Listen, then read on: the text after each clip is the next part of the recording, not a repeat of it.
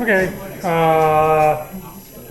Today we're going to talk about graphs, and let's see. There's a programming assignment 3 that's due the 29th of November, midnight, and then there's the final exam, which is happening on December 10th. It's not a bad time and not a bad place, so that's good. Today we'll talk about graph representation, graph terminology. But before we do that, I've drawn two graphs here. They are directed graphs. The arrows have direction on them, you can see, because they have a little arrowhead on them. And there's two types. There's red edges and there's black edges in the graph.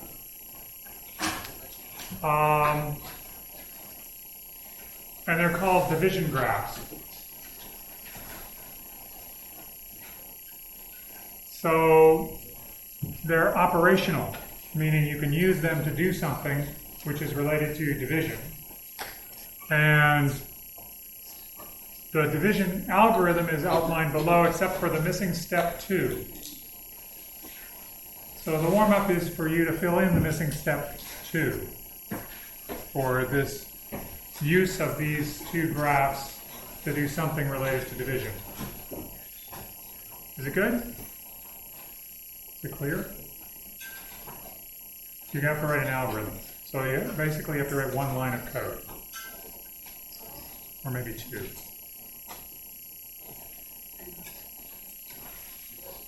Yep. What's the leading digit in this case? Well, there's some number that you're given.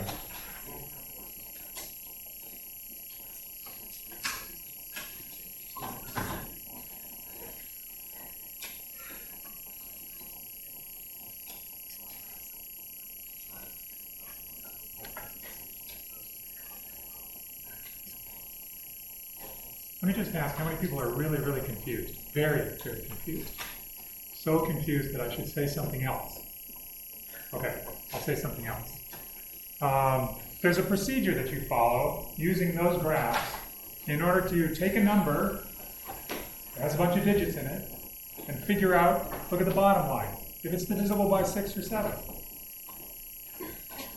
Wow, you said, that would be very useful if it was something that you could actually execute in a reasonable amount of time. So with those graphs, you presumably can take any number and figure out if it's divisible by 6 or 7 following some simple rules. So one rule, which is the middle rule, which is the hard rule to figure out what to do, is rule number 2. And that's the rule that you're supposed to fill in. So how do you use these graphs to figure out if a number is divisible by 6 or 7?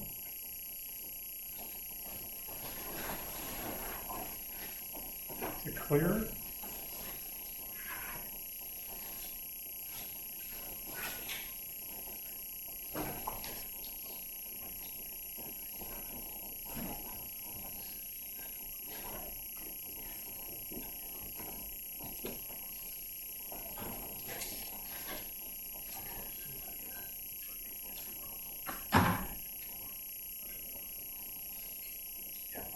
You can talk to each other if you're having trouble.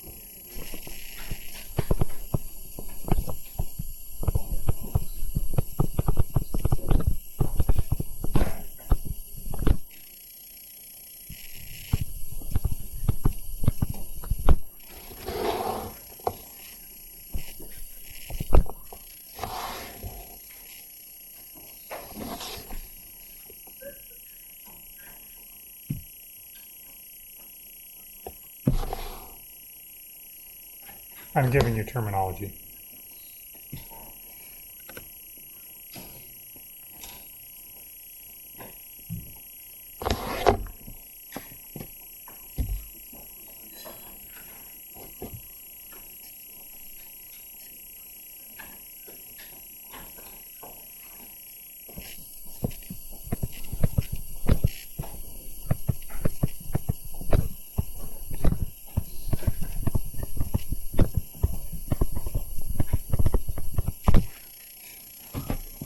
And I'm giving you the last step of step number 2.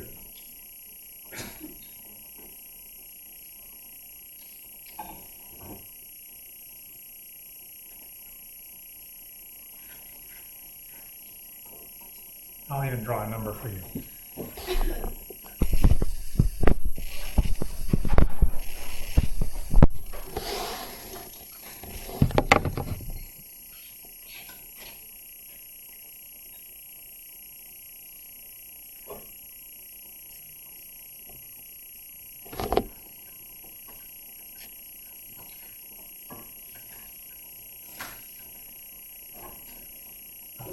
Maybe it'd be easier to start with something small.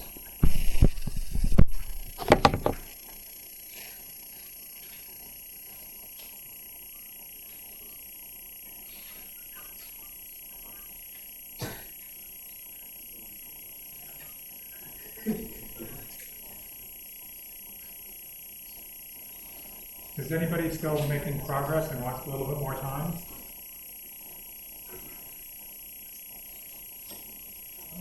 Okay, can you tell me what to do? Yeah. So that we first move left first move right to the one node, and then we check whether it's divisible by 1. So since everything's divisible by 1, we then check whether it's divisible by 4 or by 2. And so in this case, 3 is divisible by neither 4 or 2. So now we just continue moving along the outside of the circle. So we now reach 2. 3 is also not divisible by 2. So we move to 3. So since 3 is divisible by 3, we now follow the red arrow and go to 0. Okay. Also basic. Like we move in a move on the clockwise black. fashion around the circle, and then at each node, if there are arrows pointing away from it, those are the values that we need to check to see whether our current number is divisible by it. If it is not, then keep moving clockwise around the outside of the circle. If it is, then we start dividing our number by that value. And if it's divisible, we just keep doing this. We just keep dividing using that same number. So I guess that's when we have like the repeating arrow at some of those nodes. And then once we can't divide our number by that node value, then we move right to the next term and we check it. Okay, but I'm not sure how this is actually going to give us the solution to whether or not a number is divisible by 6 or by 7. Now, that was a big... I originally just had one picture, but I thought it would be better to show you 2 pictures, one in which you get divisibility by 6, and the other which is you get divisibility by 7. Which picture do you think it corresponds to the divisibility by 6 picture? The left one or the right one? The left one. It has 6 nodes around the outside, sort of like the numbers on the clock, sort of like it's somehow tracking the number mod 6, right?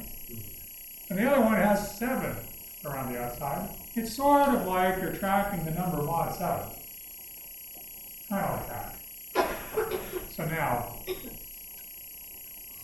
I was thinking to go along the red line, and then you do d times along the black.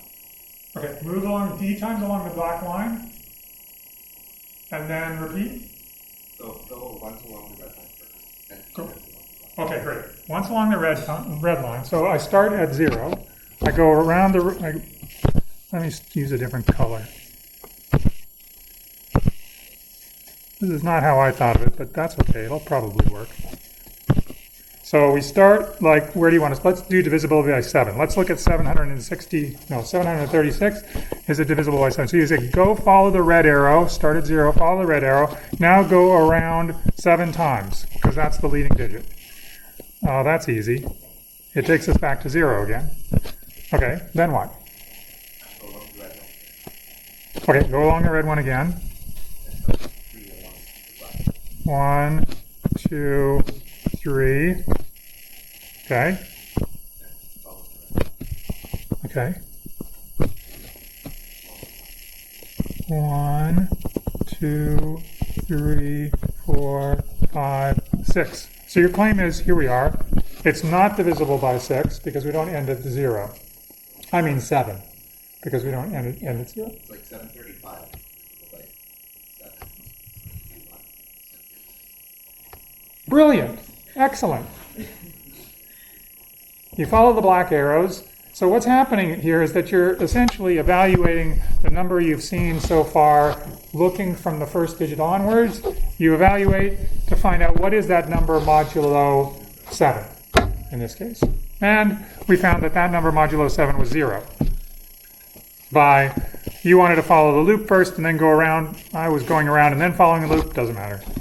So you loop, go around. 7 is 0 mod 7. Now what happens when you go to the number 3? Well, what happens is you multiply 7 by 10. Right? And then you add 3. That's how you get from 7 to 73. So this is equal to 7 times 10 plus 3. The 3 we're going to deal with by following 3 black edges. So we have to deal with the 7 times 10. So what is 7 times 10 mod 7? That's this red arrow, which I've obscured in green. This red arrow says when I multiply something that's 0 mod 7 by 10, it goes to something that's 0 mod 7. If I multiplied something that was 1 mod 7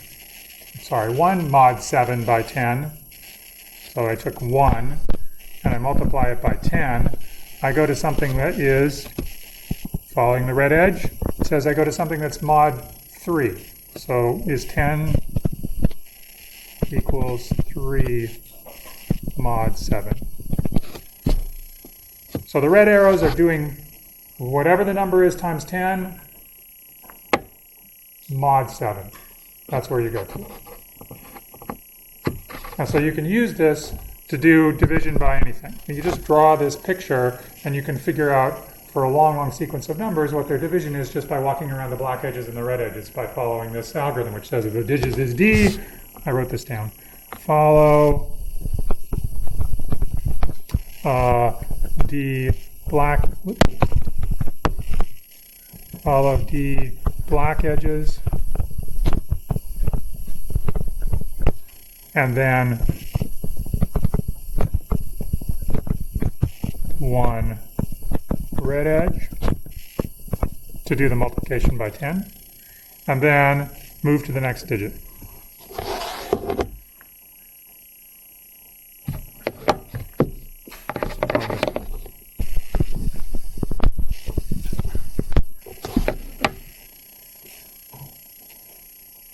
This has really absolutely nothing to do about graphs, really.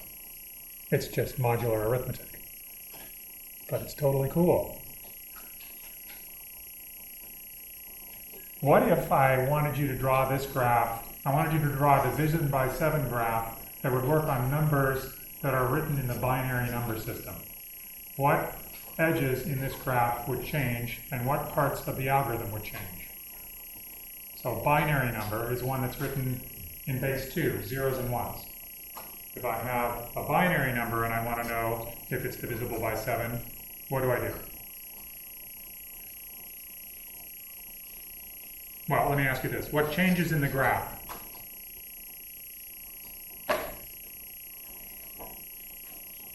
Yeah. Some of the red arrows. Because now instead of multiplying by 10, when you go from a number to the next digit, You're multiplying by 2 and going from the current number to the next digit. And when you multiply something by 2, like for example, when you multiply 1 by 2, this 1 here, it doesn't take you to 3 mod 7, it takes you to a number 2, which is 2 mod 7.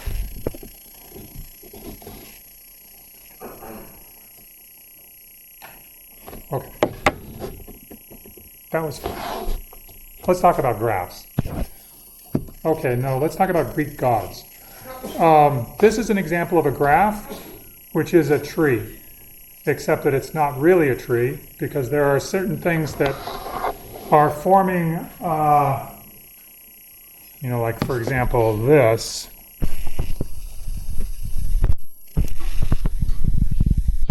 Is where things connect up.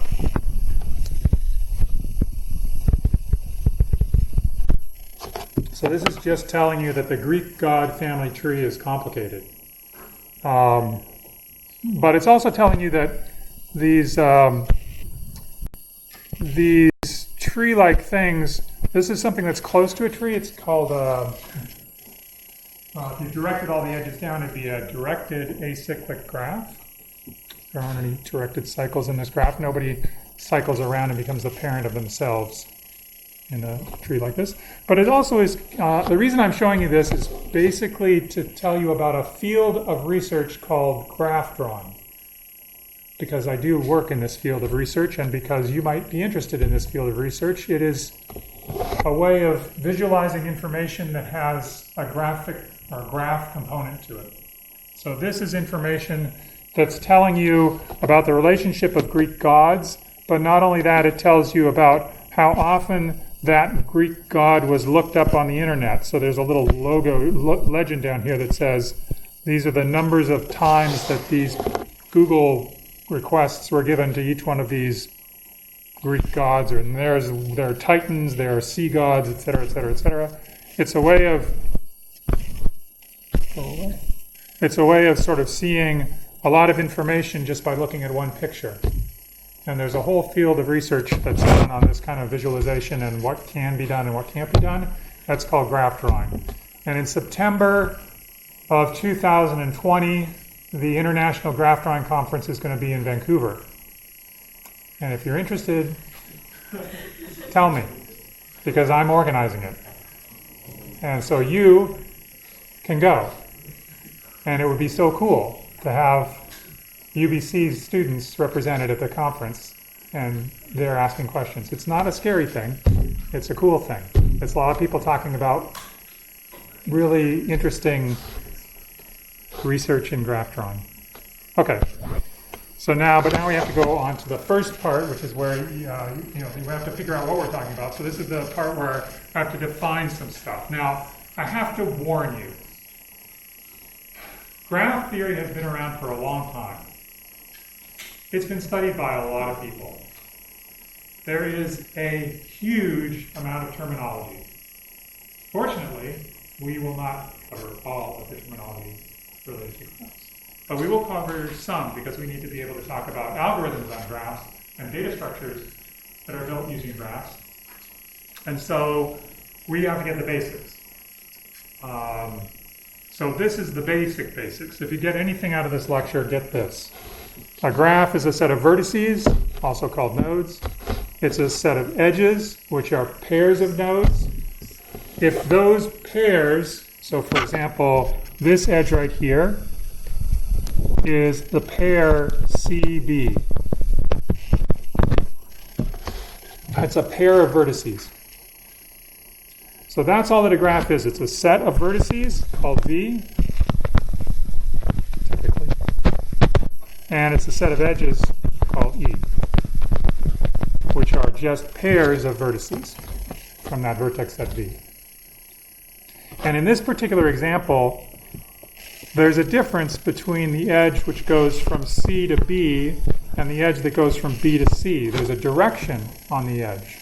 So this graph has 3 edges. It has the edge AB, and it also has the edge BA, and those two are not the same. And if that's the case, this is called a directed graph. There's an orientation on the edges. This edge goes from A to B, and this one from B to A. Sometimes you want directions because maybe there's some flights. These are representing airline flights, and the flight that goes from A to B is a different price than the flight that goes from B to A. And it takes longer, and it's smaller planes, and they're bumpier. Okay? Does the basics. This is what you can use it for. You can use it to represent things that are graphs by nature, like road networks, or airline flights, or relationships between people, like the Greek gods, or relationships between things, like web pages, like this web page references this web page references that web page. And there's also things like room connections in the game Hunt the Wumpus. How many people know about the game Hunt the Wumpus? Anybody? Okay, great. Actually, it's been like 2 years, maybe 3 years, that nobody has known what Hunt the Wumpus is. Hunt the Wumpus is one of the original sort of adventure games on a computer. It involved text. You got text messages about where things were happening, like bats would fly through your rooms. And that graph right there, the icosahedron, is the room layout of Hunt the Wumpus. So each one of the dots is a node, it's a room. Each room has 3 doors, and you have no idea where the Wumpus is. And if you get surprised by the Wumpus, then you die. And if you fall into the pit, you die. But then you also can shoot an arrow into another room, but you don't have very many arrows, and that's it. That's the whole game I just described. And so, anyway, if you're look it up on the internet, and you can go and probably play it on something, and it will be no fun for you. It was fun long ago. Okay, the other things that are maybe not so clear is that the graphs are used a lot in practice, especially in compilation, especially in when you run make or compile your code. A compiler is taking your description of a program and is converting it into machine code. And that process is full of graphs. There's like a graph which represents the call graph, which functions call which other functions. There's a graph which is the control flow graph, which is how does the control go through a program. Like when there's an if statement, there are 2 branches that branch off from the if statement. If the result of the if is true, it goes this way. If it's false, it goes this way. These graphs are all part of compilation. They're built there. There's also dependency graphs where if I have a particular variable and its value is calculated from other variables that occurred earlier, there's a dependency between them, and that dependency graph is something that's new. There's a very interesting graph problem which involves the memory, the storage of variables in memory, which is called register allocation. So you want to allocate registers, very few registers, like 64 registers, to variables in the program so that you don't have to keep paging out and paging in from your first level cache. You want to keep as many as you can in the registers. But the question is, when do you need them and when do they die? Dependency graphs tell you about that. If there's a value that depends on another value, then you have to keep it around in the registers in order to calculate the new value. So, and how you do that and how you put the values into registers it's a graph problem. It's a graph coloring problem, actually. And then there's many others. There's like the whole, there is an internet out there, right? Like, it's a graph. And there's like, all these connections that are going between pages. Anyway, lots and lots of graphs. So we're going to study graphs partly because they're ubiquitous, but also because they're providing for interesting algorithms and data structures in this class. Okay. Here's the first page of vocabulary.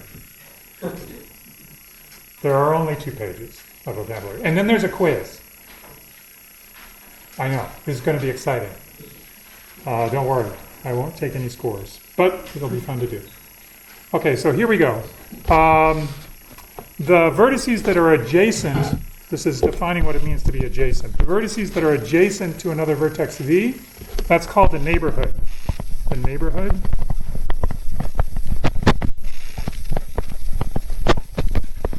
The neighborhood of the vertex V is all of the other ends of the edges that are adjacent to, that are connected to V. So if I have an edge that's UV, then U is in the neighborhood of the vertex V. So when I look at this particular example, and by the way, this is one graph.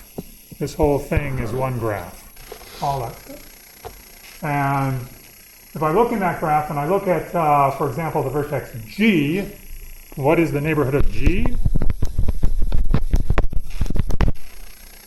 It's a set of vertices.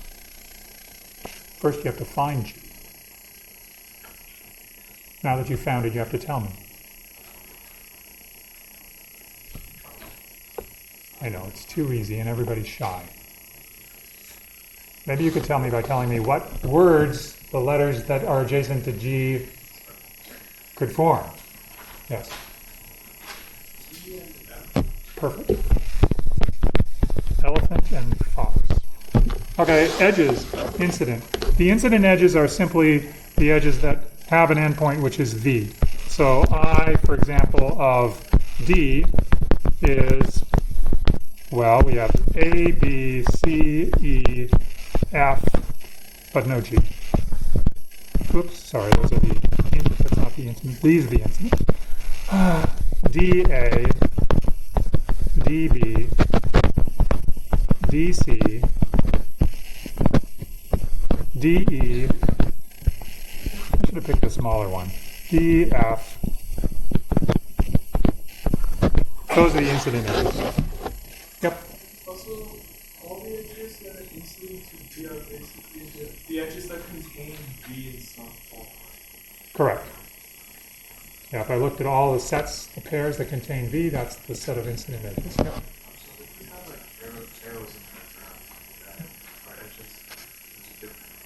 Yeah, then we have out neighbors and in neighbors. So neighbors that are coming into us, and there are neighbors that are going out to us. So if something's pointing to one, we don't count that. It depends on what you're, I mean, you can talk about the incoming edges, the set of in edges, and you can talk about the set of out edges, and that's usually what they're called. Yep. So we had directional graph and incident edges to this level in this case. If this,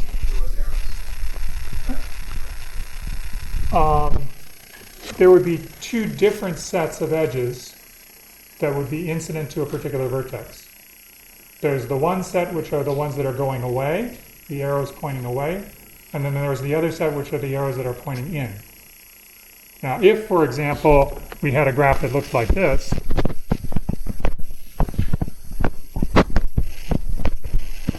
then for this node, there would be one incident edge and that would be coming in and one incident edge that's going out. But the total number of edges that are adjacent to this vertex without direction is 2. So it's not like you're doubling the edges, which is what I thought you said.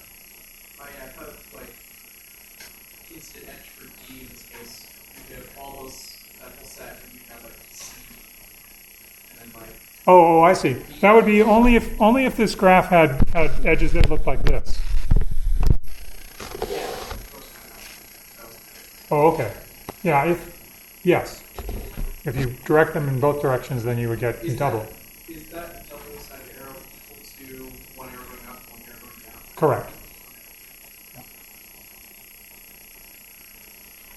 Yeah. The graph had a vertex. If the graph had an edge connected a vertex to itself, would it be a Like this. That's called a self-loop. And the answer is yes. Or maybe no, depending on who you talk to.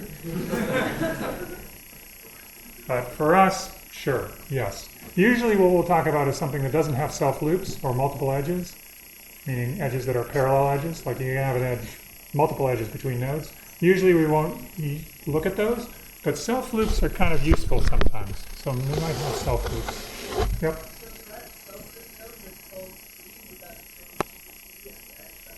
Yeah. Yeah. Isn't that cool? Yeah. Except it's an ordered set, so DD would look like this. opposed to, which sort of doesn't make sense, right? But unless you allow multisets, which when you talk about an undirected graph which allows for loops, self-loops, an undirected edge would be showing up like that. It's an undirected pair, so it's a set, and it's a multiset. It's two elements. Yes? Yes. That's the first thing. Oh yeah, it does look like a cube. Sorry. Yeah. But when we're determining the number of vertices adjacent to a particular vertex, are we just considering all the nodes that are sort of linked to our vertex of interest? Yes. To an edge. So Yep. the arrows, so the direction of the arrows don't matter. It only matters if it matters to you.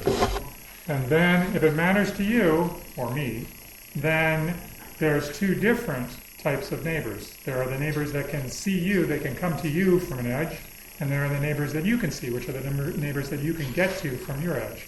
So think about yourself in an airport in the middle of, let's say, Bloomington, Indiana, and you want to go home, and you try to get on a plane that's going to Canada. There aren't any. You're only going to Minneapolis. So, but you can come from Canada to Bloomington, which is very strange. What do they do with the planes? They must pile up. Yeah. So like the cardinality of those is that they're the same. The cardinality of these sets are the same? Absolutely not. The same node. Oh, it depends on if there are multiple edges or not. I mean, if there are no multiple edges, then yeah, they're the same. But if I had, for example, like here, I have a multiple edge.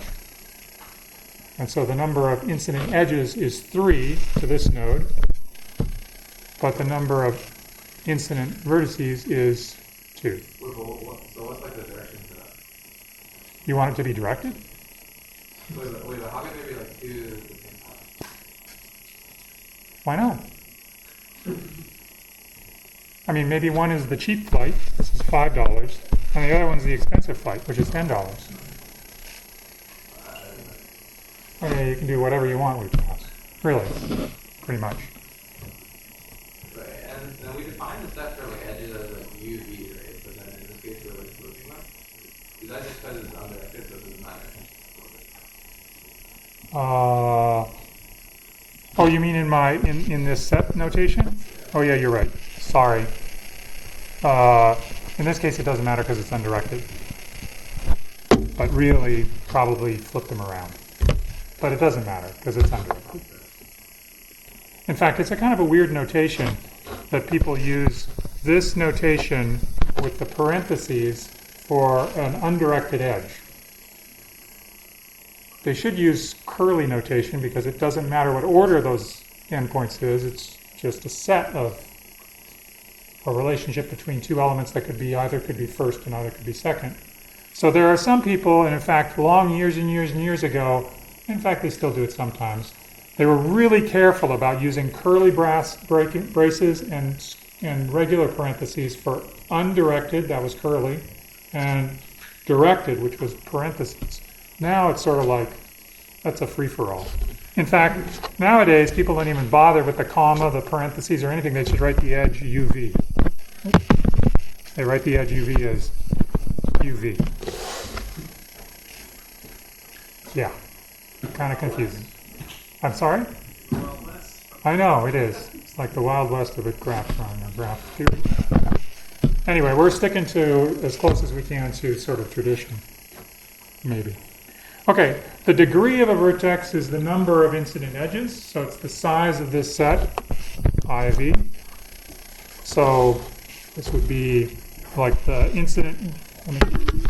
So this vertex here, D, what is the degree of D?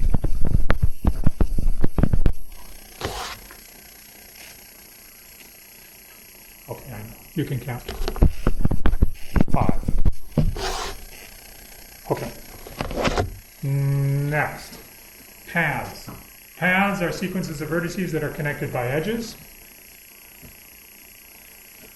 So a path you can draw sort of like this. That's a path. So a path is 0, 1, 3, 5, 4, 2, 3. That's a path. It's a sequence of vertices that are all pairwise connected between them by edges. This is a weird path because it revisits itself, right? It like visits itself at number 3 again. So it's not called a simple path. A simple path is when there's, like a simple path would be something like 0, 2, 4, 5. That's a simple path. This is a non-simple. Not simple. So simple is no revisits. So you don't see the same vertex appearing twice in that. A cycle is a path with the same start and end vertex. So, for example, we could have 0, 1, 3, 2, 0.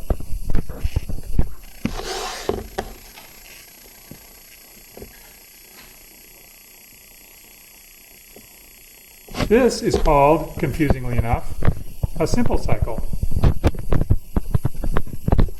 Because the only repeated vertices are the first vertex and the last vertex.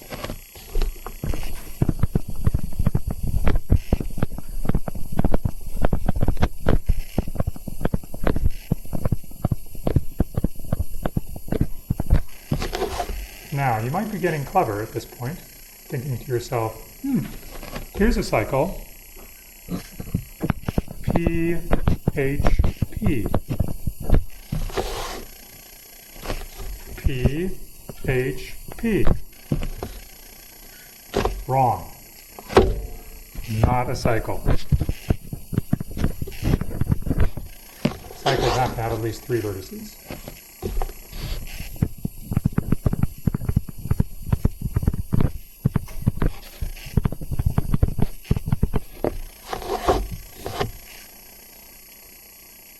Yeah. So it is possible for us to go back along an edge to be more revisit. Yes. Those are called non-simple cycles. Like we could go, for example, 0, 1, 3, 2, 4, 5, 3, 2, 0. That would be a cycle. It starts and ends at the vertex 0. And during the traversal of that cycle, you happen to cover an edge twice. Yeah. For the PHP example, does it mean 3 distinct vertices, or Yes. size has to be 3 distinct vertices. You can't go P, H, P, H, P, H, P, H, P. No. Yes. What about something like PHQHP? P, H, Q, H, P. Oh, good question. No. No, you can't.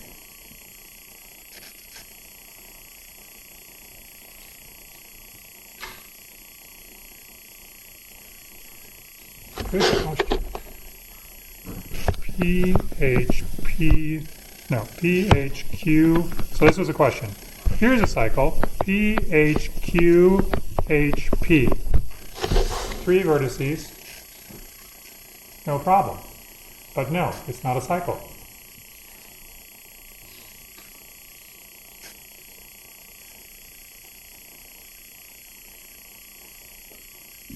Oh yeah. There has to be a simple cycle of length 3 vertices. No revisits, except for at the beginning and the end. So this has a revisit at H.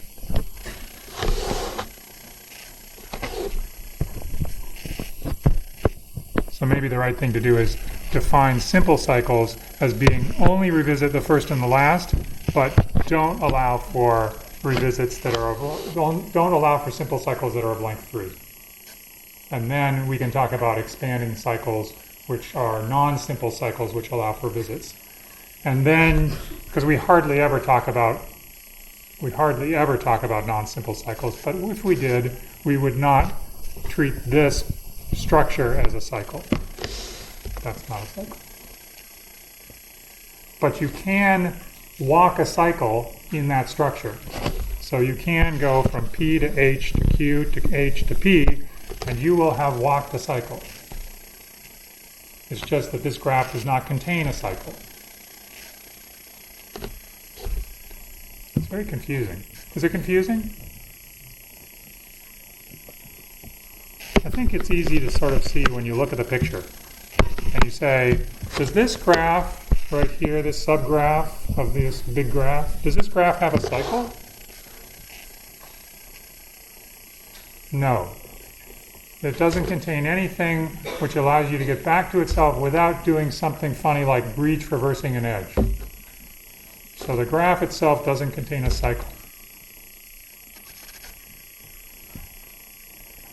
So maybe the thing we should do is just think about simple cycles.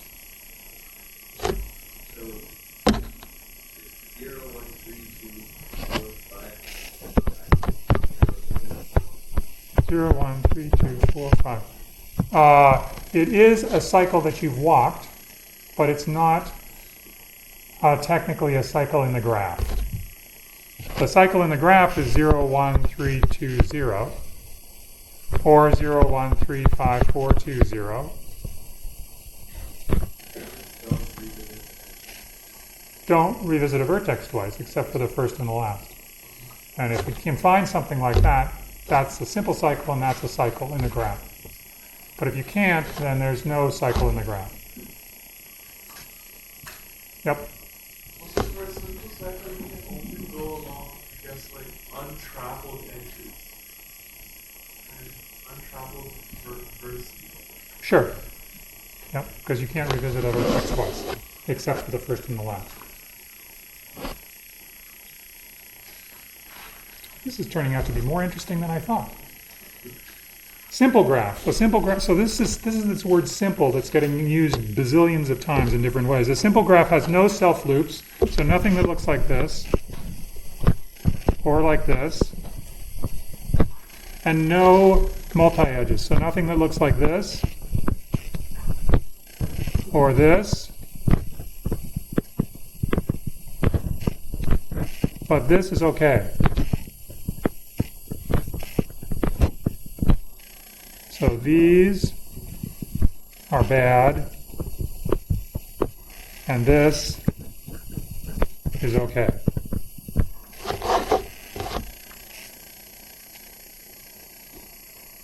It's really asking whether the set of edges is the same.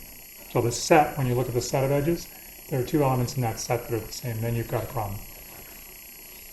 Yep.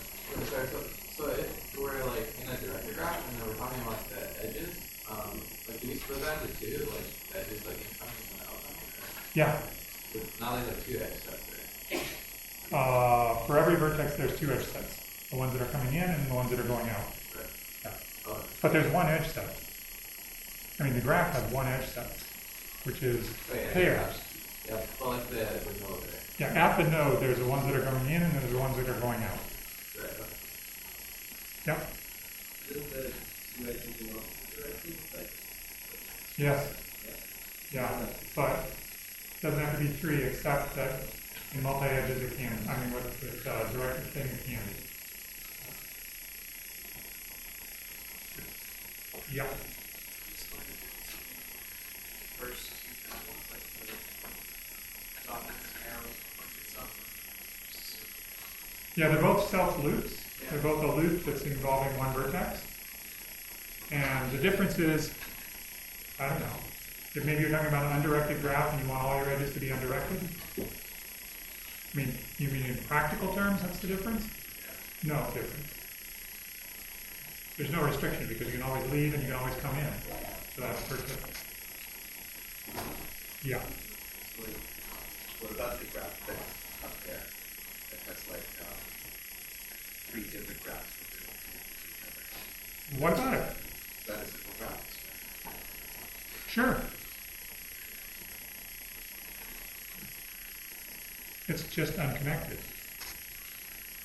It's not a connected Also on multi-edges, like edges that share the same starting vertex. No. Multiple edges are edges that share the same start and end. Oh, start and yeah. Oh.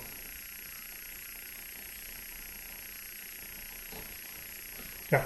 So there's like a distinction between like a cycle and a cycle in a graph, right? Well, there's a thing that you can walk around on a graph. Yeah, because you can like almost always find a cycle in a graph. Sure. Sorry, like a cycle. Like, If there's an edge, you can find a cycle that you can walk, but it's not called a cycle. Except by me. Or maybe there are other people. But it's a traversal of a graph that allows you to walk back and forth on an edge. You can revisit an edge, or revisit a vertex by walking on these edges. So you can walk something that's a cycle. But it's not a cycle. so like it's a cycle like to the top, but it's not an actual cycle. Right. Is there a way to like distinguish? Yeah. I mean, you can say, if you can find a simple cycle in the graph that doesn't revisit itself except at the last vertex, and it has more than 3 vertices in it, then you're good. That's for undirected graphs. So what do you mean good? Like that's got a cycle. That graph has a cycle. Oh, And if you have a directed graph and you allow things like this, then you can have a cycle of length 2. But only for those. It's complicated. It's a good thing you have a book.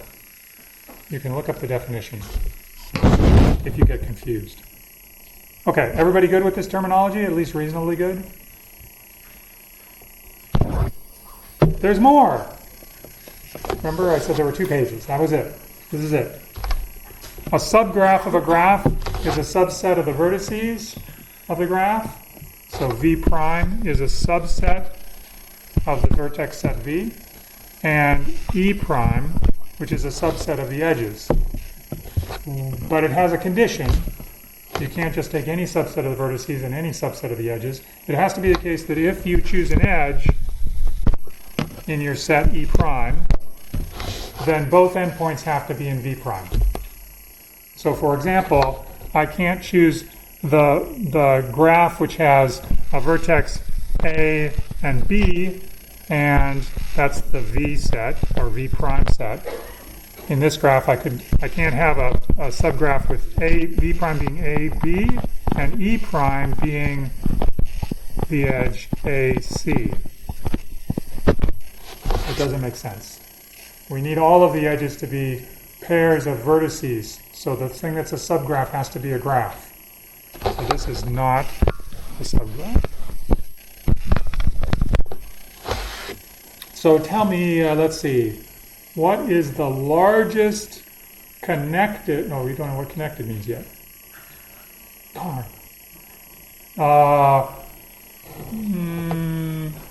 What's a subgraph of this ladder graph?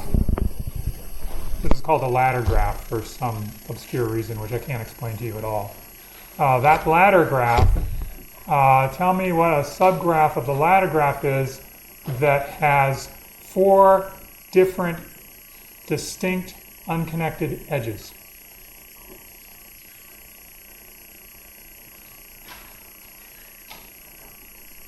There's no path between. Well, you don't know what connected is anymore. We can't talk about this until I tell you what connected is. Let me tell you what connected is. Oh, before I have to tell you about complete graphs.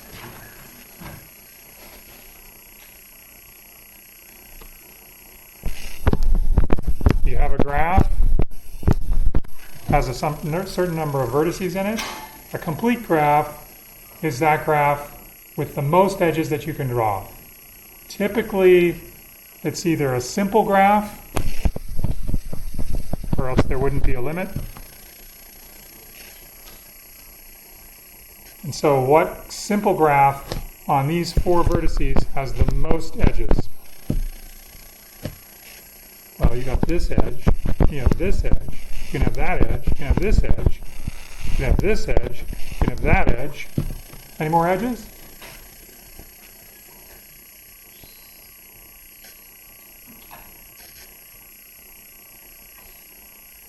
has the maximum number of edges? Oh, we gotta go.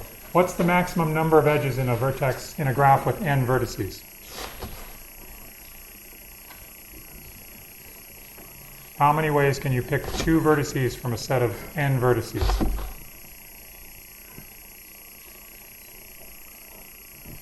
Quick, I'm not going to let you go until you tell me. What is it? N vertices. Yeah. N choose 2. N times n minus 1 over 2. Okay, next time we will do a little bit more graph terminology, and then we will start doing algorithms on graphs.